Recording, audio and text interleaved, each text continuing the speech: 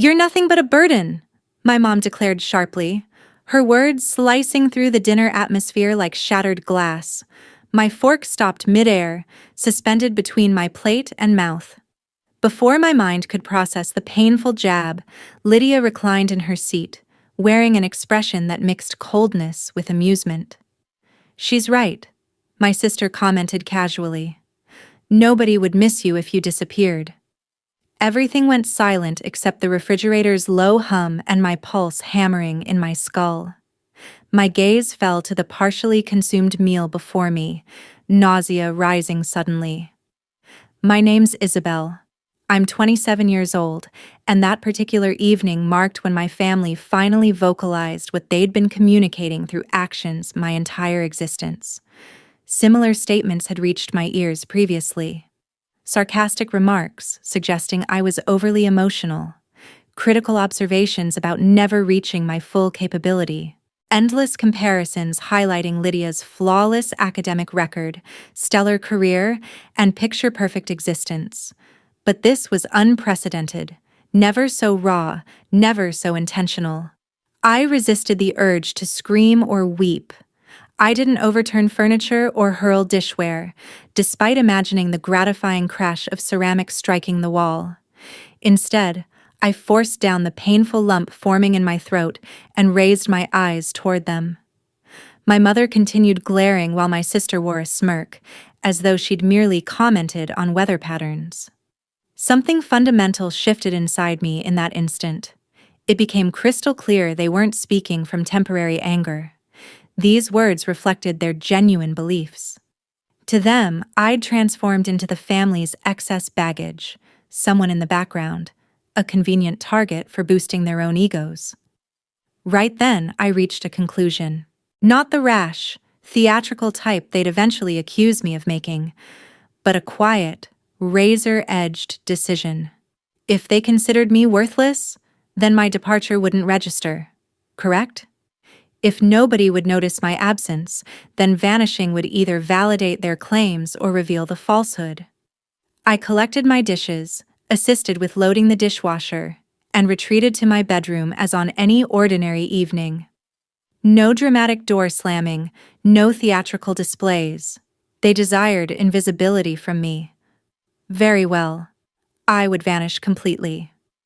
That evening became my final night beneath my mother's roof. I departed that residence without creating a scene, without farewells, without leaving traces. And this week, years afterward, a voicemail arrived from my mother beginning with, quote 3. "If you were me, would you return to those who labeled you a burden, or make them finally grasp the cost of losing you?" My packing didn't resemble someone fleeing. There wasn't any suitcase flung wide open, no frenzied clothes stuffing under harsh bedroom lighting. I understood my mother sufficiently to know she'd detect every drawer opening, every zipper sound.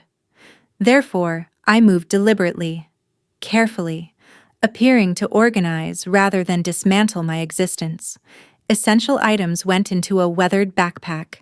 Several clothing changes, my personal journal, my beloved worn copy of Jane Eyre, an envelope containing modest savings from bookstore wages, and the inexpensive phone charger perpetually missing when needed. My desk held a framed family photograph displaying my mom with her practiced smile, Lydia in graduation regalia, and me positioned to the side, partially shadowed, partially smiling. I left it behind. Placed it face down, actually. Staring at my mirror reflection, I saw the identical brown eyes, identical exhausted dark circles, identical invisible girl, and whispered, "Let's discover if anyone notices your absence." I waited past midnight. My mother's pattern involved falling asleep before the television, wine glass balanced on the coffee table, while Lydia remained in her room on phone calls, discussing loudly about her newest promotion, her recent accomplishment, her latest evidence of being the family success narrative. My father had departed years earlier, and somehow that became attributed to me as well. Quote 5. Mom had muttered once, assuming I hadn't heard, That memory surfaced as I tied my shoelaces. Nobody abandons someone they actually perceive. I slipped through the back door, Boston's cool air striking my face like a physical blow. The porch light flickered overhead, creating elongated, unstable shadows. Each step down those wooden stairs felt like exiting a life never chosen by me. My phone buzzed once in my pocket, promotional text from the bookstore, and the irony nearly provoked laughter. I'd spent years immersed in stories about people who broke free, chose themselves, began again. I simply never believed membership in that group was possible for me. I walked to the street's end, then another block, then another. With each step, the house behind me diminished into darkness, and something inside my chest loosened. Not sufficient to label it freedom yet, but enough to call it possibility. No grand plan existed. I wasn't secretly wealthy. No dream job awaited me. What I possessed was Allison. She'd once mentioned, half-jokingly, quote 6. At that time, I'd laughed dismissively. Now, middle of the night with my backpack digging into shoulders, it sounded entirely serious. When she opened the door, eyes widened with sleep and confusion. I didn't attempt pretending fine. I managed, voice cracking. She didn't inquire. Left what? She simply stepped aside and pulled me into an embrace so firm, I finally permitted myself to cry. Not the loud, theatrical sobbing I'd always felt ashamed of.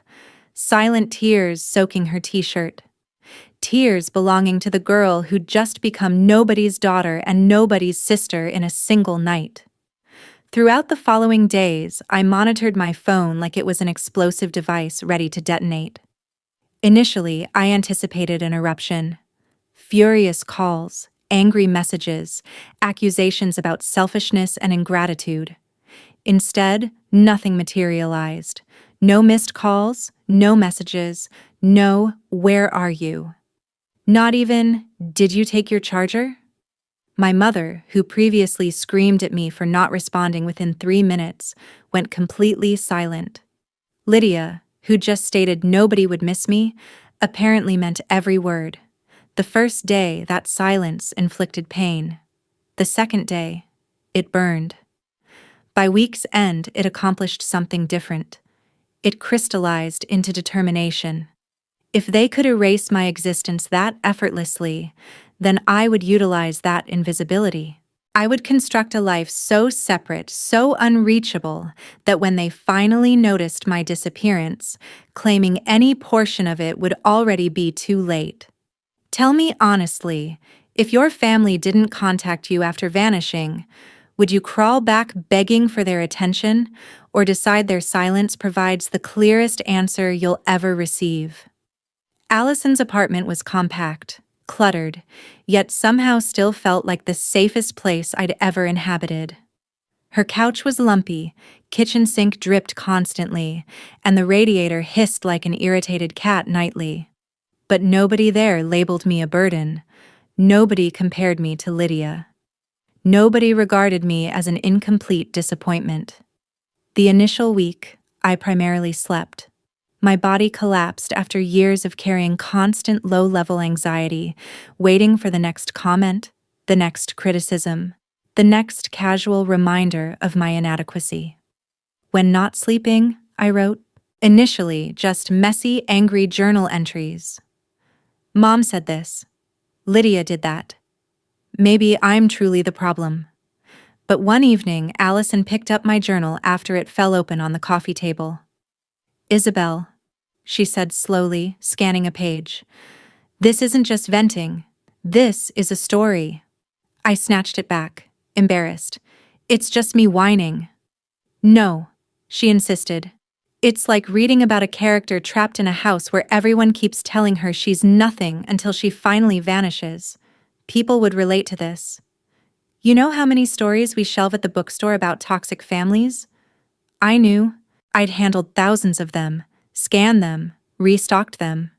Never once did I imagine my own pain as something people might want to read. Allison nudged me. Quote, 18. Her joke made me laugh harder than I had in weeks. That night, I opened a blank document and wrote the sentence. Quote. 19. Then I continued. I wrote about dinner table conversations where I disappeared despite being present. About the time my mom forgot my birthday but organized a huge celebration for Lydia's promotion. About the day I won a small local writing contest and my mom said, "That's nice, but it's not like a real achievement, right?" I wrote until my fingers cramped and eyes blurred. I removed names, changed the city, kept feelings raw, ugly, and authentic. Allison helped me establish a blog, anonymous under a pen name. I clicked publish, expecting nothing. Within a week, the first post received hundreds of views, then thousands. Comments flooded in. "This is my mother." I thought I was the only invisible sibling. I left too, and nobody called me either. Every notification shocked my system. For the first time, my words, my existence weren't merely tolerated. They were seen. They mattered. People were forwarding my story to their friends, their therapists, their own siblings. One message resonated deeply. That sentence ignited a slow, deliberate fire inside me. Until then, I'd focused on survival, finding part-time employment, paying Allison rent, building a tiny life that was mine. But as my audience expanded, something shifted. My story possessed power. My voice had reach. And if my mother and sister ever stumbled across the woman they'd decided was nothing, they wouldn't recognize her. But the world would. One night, scrolling through social media, a familiar face appeared on a corporate page. "Congratulations to our regional marketing lead, Lydia Hayes, for her innovative campaign." The photo showed her in a sleek blazer, smiling confidently, holding a framed award. I stared at it, strange déjà vu prickling my skin. The campaign slogan looked familiar. Too familiar. It was a line I'd drafted in a notebook months before at the bookstore when Lydia had requested, quote, 26. I remembered the thrill of her requesting my help. I remembered staying up late perfecting it. I remembered her saying, quote, 27, like I'd just passed the salt. Now there it was under a company logo, winning her an award. No credit, no mention, no acknowledgement. My words, her glory. Again, something inside me clicked into place. Not fragile this time, but sharp. This wasn't just emotional neglect. This was theft of ideas, of effort, of identity. I closed the tab and opened a new document. This time, I didn't write about being invisible. I wrote about being used, exploited, erased, and I made myself a promise. I wouldn't just heal and move on quietly. I would ensure the people who called me a burden finally understood the weight of what they'd discarded. So tell me, if someone stole your voice, your ideas, your worth, and then told you nobody would miss you, would you let them keep everything? Or would you start planning how to reclaim it? 2 years elapsed. 2 years of double shifts at the bookstore, and then at a small independent publisher that took a chance on the anonymous girl whose blog had gone viral. 2 years of therapy sessions where I unlearned the concept that love had to hurt to be authentic. 2 years of writing late into nights, transforming my bruises into chapters. My blog evolved into a book proposal. The book proposal transformed into a contract. My editor stated, "Your story is going to help so many people leave situations they never thought they could escape." It was the first time an adult had looked me in the eyes and informed me I was going to change lives. Not as a comparison, not as an afterthought, but as the main point. During those 2 years, I heard almost nothing from my family. A couple of bland texts from my mother on holidays. "Hope you're well. Merry Christmas." No calls, no real questions. She never asked where I lived now, what I did for work, who I had become without her. Lydia didn't message me at all. The silence used to feel like abandonment. Eventually, it felt like confirmation. I had been correct to leave. I was editing a chapter about the night I disappeared when my phone buzzed with an unknown number. I almost ignored it, but something in my chest tugged. A voicemail icon appeared. I set the phone aside, intending to listen later, but my curiosity prevailed. I pressed play. My mother's voice, shaky and smaller than I remembered, cracked through the speaker. "Isabel, it's Mom." She never called herself that on the phone. It was always, "It's me," or "It's your mother," like the role itself was sacred. "Please come home," she said, and the words were so surreal I almost laughed. There was a pause, a sharp inhale. In the background I could hear chaos, muffled voices, what sounded like a door slamming, someone crying. "Things are bad," she continued. "Lydia needs you. I need you. Please, just call me back. We were wrong about a lot of things." My heart raced, but not with the old fear. This was something else. A cold, focused alertness. I replayed the voicemail and heard more the second time. The desperation in her voice. The way she stumbled over, "We were wrong." The hint of panic when she mentioned Lydia. I texted Allison. "She called?" Allison replied instantly, "You okay?" My fingers hovered over the screen before I typed.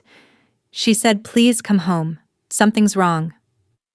A minute later, my phone lit up with Allison's incoming call. She said without preamble. I let out a short, humorless laugh. "Quote 42. Quote 43. Allison shot back. Quote 44. Quote 45. I murmured. Quote 46. Allison asked. Quote 47. A part of me wanted to rush over, fix everything, fall back into the old role of emotional janitor cleaning up everyone else's mess. The reflex sat in my bones, familiar and toxic. But another part, the part that had survived 2 years of rebuilding, stopped me. "What if something really bad happened?" I asked softly. "What if—" "Isabel," Allison said, her voice gentler now. "Something really bad already happened. They spent years breaking you down. They called you a burden. They let you disappear. Don't forget that just because their house is finally catching fire." Her words hit hard because I knew she was right. Still, the voicemail nagged at me, looping in my head. "We were wrong. Please come home. Lydia needs you." I opened my laptop and searched Lydia's name. It didn't take long to locate it. A trending thread dragging my sister's company through the mud. Anonymous posts accusing someone in her department of stealing ideas, bullying coworkers, taking credit for unpaid interns' work, screenshots of emails, snippets of presentations, a leaked internal memo about an investigation. And there, tagged in several angry comments, was Lydia's profile. My stomach tightened, not with sympathy, but with recognition. This was the system she had thrived in, the system that rewarded her for using people like me. Only now the spotlight was turning on her. People were calling her a thief, a fraud, a bully. They were telling stories that sounded a lot like mine. The difference was this time, the world was paying attention. I sat back, heart pounding, mind racing. My mother's voicemail suddenly made sense. They didn't want me home because they missed me. They wanted me home because they were bleeding. And for years, I'd been the bandage. But I wasn't a bandage anymore. I was the one holding the pen that could write how this story ended. If your abusers called only when their world started crumbling, asking you to come home to fix what they broke, would you rush back to save them or walk in with your eyes open, knowing this time you held the power? I didn't decide immediately. Old Isabel would have been on the first bus, apologizing on the way for not coming sooner. New Isabel took 3 days. 3 days of listening to that voicemail on repeat. 3 days of reading every thread about Lydia's company, every leaked email, every anonymous testimony from people who sounded like slightly different versions of me. Quote, 53. Quote, 54. Quote, 55. It was like hearing my family dinner table, but with corporate branding. On the third day, I called my mother back. She picked up on the first ring. Quote, 56. Her voice trembled like the ground had been shaking under her for days. Quote, 57. I said calmly. Quote, 58. Quote, 59. There was an awkward pause. For the first time in my life, she sounded unsure what to say to me. Good, I thought. Quote, 60. She continued. Quote, 61. Quote, 62. I cut in. Quote, 63. Quote, 64. She snapped instinctively defensive. Quote, 65. Quote, 66. I said quietly. Quote, 67. Silence. Pure stunned silence. Quote, 68. She finally choked out. Quote, 69. I repeated. Quote, 70. I expected her to explode. Instead, her voice cracked. I asked. There it was. The real question. The one she'd been circling. You're good with words, she said quickly, desperation bleeding into manipulation. You always were. Maybe you could help Lydia write a statement, or coach her on what to say, or talk to her company. If they heard from you, if you said she's not... Not what? I interrupted. Not someone who tells her own sister that no one would miss her if she left? Not someone who took my work and used it for her own promotion? Oh, for goodness sake, you're still on about that, she snapped, the old sharpness breaking through. It was just a slogan. It was mine, I said. And that's the point. It was always just my feelings, just my ideas, just me, until you needed something. Then suddenly, I was useful. She went quiet again. I could almost hear her recalibrating, deciding which script to use now that guilt and dismissal weren't working. She tried again, softer. Quote, 83. Quote, 84. I asked, my voice low. Quote, 85. The silence on the line was an answer by itself. Finally, she whispered.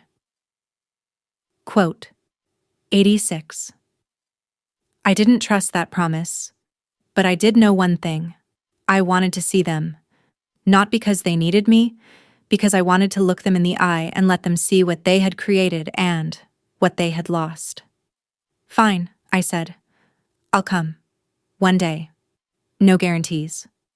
When I hung up, Allison was already watching me from the kitchen doorway, arms crossed. You're going, aren't you? She asked. Yeah, I admitted. Do you think that's a mistake? I think, she said slowly. It depends who walks into that house. If it's the Isabel who left that night, it'll destroy you. If it's the Isabel who wrote a book about surviving them, they should be the ones afraid. Her words settled inside me like armor. On the train ride back to my old neighborhood, I watched the city blur by and reread the chapters of my own book on my phone. My story, my voice, my proof that I was more than what they said I was. By the time I reached my stop, my hands weren't shaking anymore. When I walked up to the house, it looked smaller. The paint was peeling, the lawn overgrown, a for sale sign leaning crookedly in the yard, like even the house wanted to leave. My mother opened the door before I could knock. She looked older, not just in the way time does to everyone, but in the way guilt and stress carve themselves into your face when you've run out of people to blame. Isabel, she breathed. For a heartbeat, I thought she might hug me. She didn't. She just stepped aside. I walked in. The same hallway, the same pictures, the same face-down family photo on the table where I'd left it, untouched. Interesting. Lydia was on the couch, laptop open, dark circles under her eyes, hair pulled into a messy bun that looked more defeated than casual. She looked up at me, and for a second I saw the sister I used to trail behind as a kid, desperate for any scrap of approval. Then I remembered her voice. No one would miss you if you left. So, I said, closing the door behind me. You wanted me home. If you were standing in front of the people who broke you, and for the first time they were the ones falling apart, would you reach out your hand to pull them up, or let them finally feel what it's like to hit the ground? Lydia didn't jump up to hug me. She didn't apologize immediately either. She just stared, jaw clenched, like she was trying to decide whether I was her last hope or her latest accuser. Quote 98. She finally said. Quote 99. The words slipped out before I could stop them, but I didn't take them back. My mother hovered near the doorway like a guilty ghost, wringing her hands. "Can we all sit down?" she asked. "We've got a lot to talk about." We sat at the same dining table where my mother had once called me a burden, and Lydia had agreed. This time, I chose my seat deliberately, at the head of the table, the spot my mother always took. Her eyebrows twitched, but she said nothing. Good. We were rewriting rules today. So, I began. You said you were wrong about a lot of things. I'm listening. My mother inhaled shakily. We shouldn't have said what we did that night. We were cruel. I was angry, and I took it out on you. I let Lydia's success blind me, and I didn't see how I was hurting you. You didn't just not see it, I corrected. You refused to. I told you, again and again. And you said I was being dramatic. You called me sensitive. You said I was jealous. I know, she whispered. And when you left, I realized. No, I cut in. When I left, you stayed silent for months, for years. You sent holiday texts. You didn't ask where I lived. You didn't ask what I did. You didn't ask if I was okay. Don't pretend you had some big epiphany the day after I disappeared. Your realization started when Lydia's life collapsed, not when mine almost did. The color drained from her face. Good. Lydia slammed her palm against the table. This isn't fair, she snapped. You think I haven't paid enough already? My career is destroyed. People are calling me a monster online. I might get fired. I might never work in this field again. How much more do you want from me? I turned to her slowly. That depends.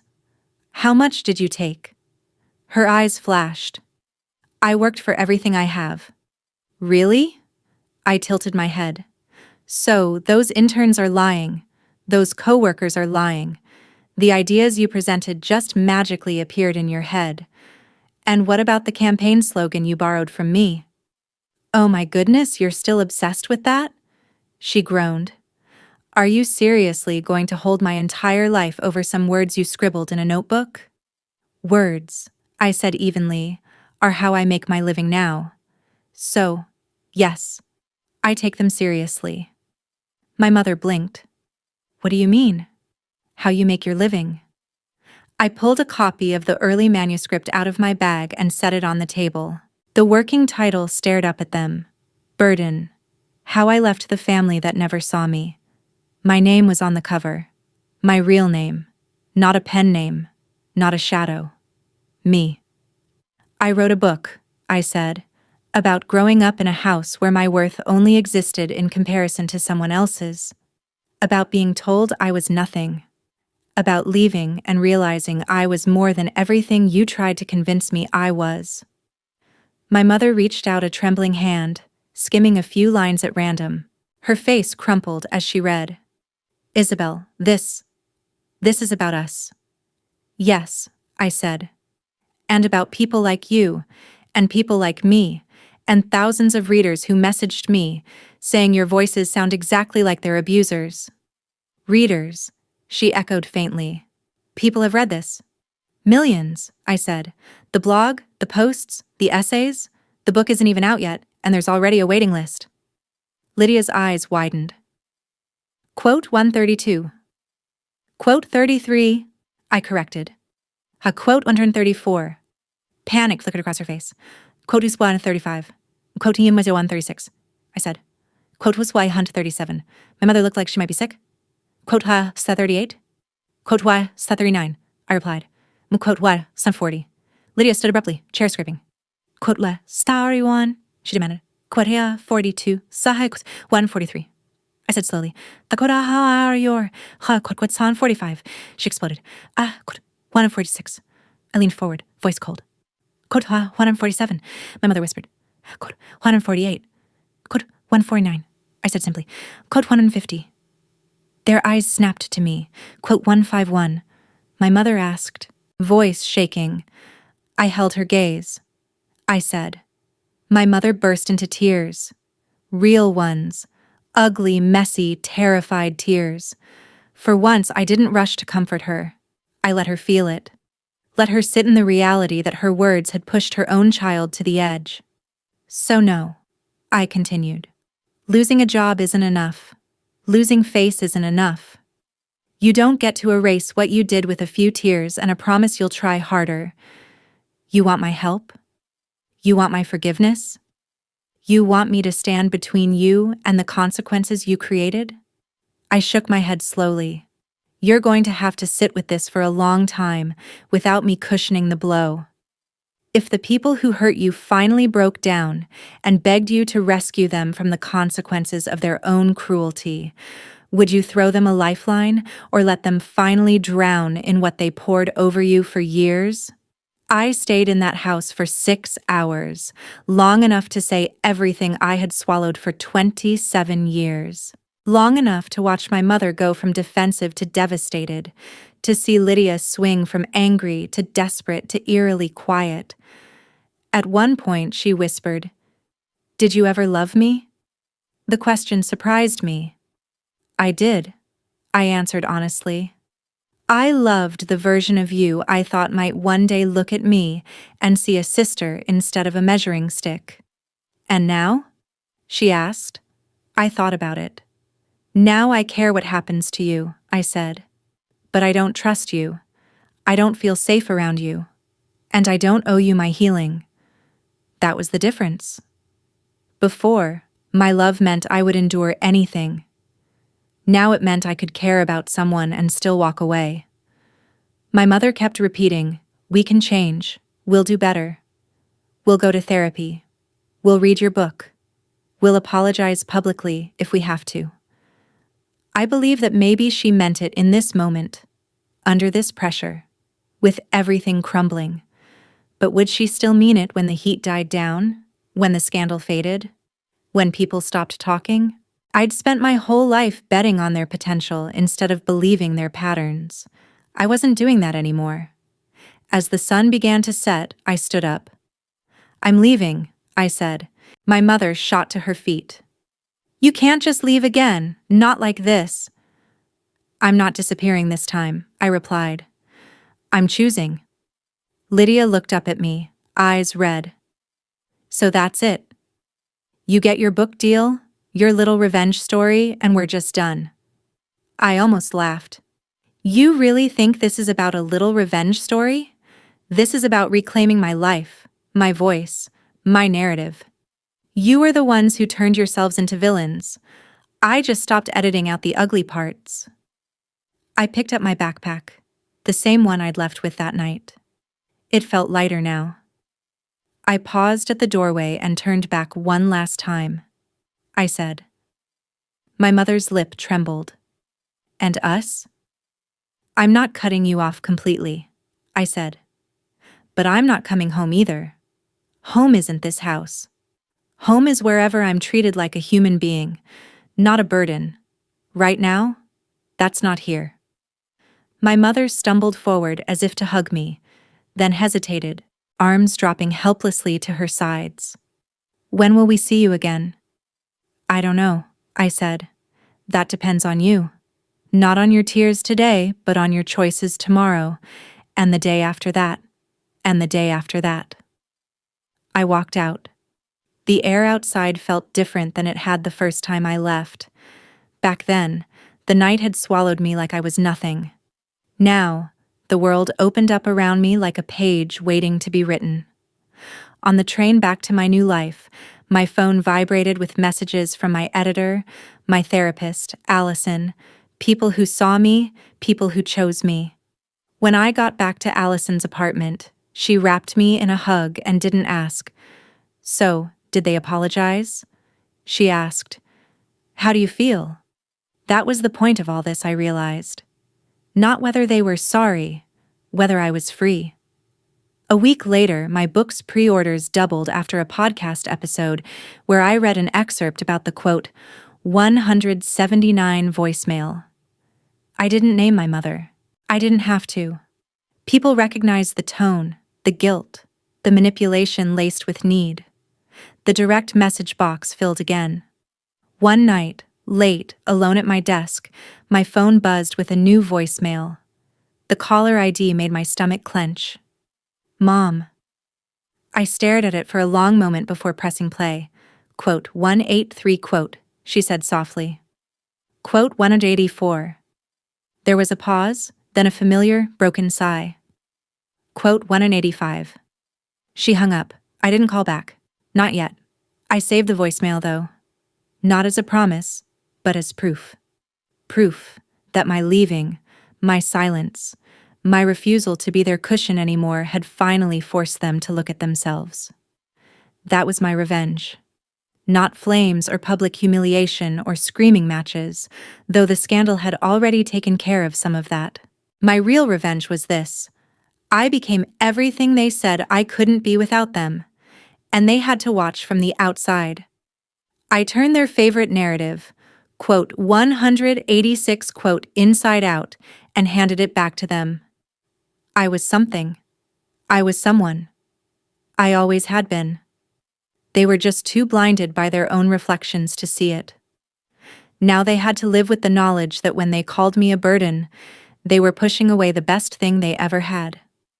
My story doesn't end with a perfect reconciliation or a cinematic group hug. It ends with me closing my laptop, turning off my phone, and going to sleep in a place where no one calls me too sensitive for needing kindness. A place I pay for with money I earned using the voice they once dismissed. A place I chose. My home. So tell me, if you were in my shoes, would you ever go back to a house that only wanted you when it was burning?